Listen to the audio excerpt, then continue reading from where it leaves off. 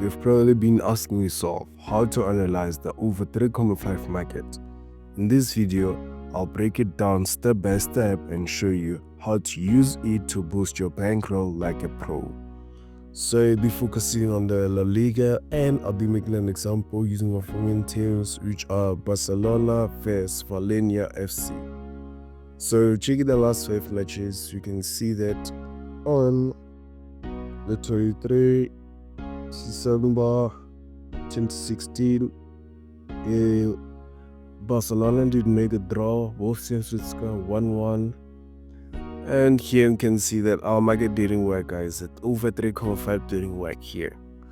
So checking the next match on 29, you can see that our market did work because 6 goals were scored in total, and the market average we're obviously focusing on is the over 3.5.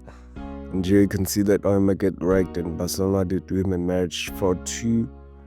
So moving on the next match, 24/08/17, we can see that our market did work here because our market didn't work. 3 goals were scored in total instead of 4 goals.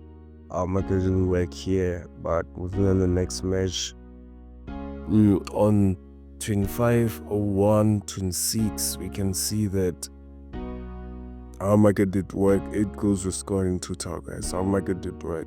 8 goals were scored in total. On 25/02/06, you can also see that our market worked here, guys. Our market worked. 5 goals were scored in total, and our market worked. So guys, as we are analyzing, right, you can see that our market worked 3 times. Our market worked 3 times. And guys, don't forget that it's rare for teams to rate the over 3.5 sometimes, you know. So as we're analyzing, right, you saw that our market worked 3 times. So yeah, thank you for watching. Subscribe for more tips and strategies.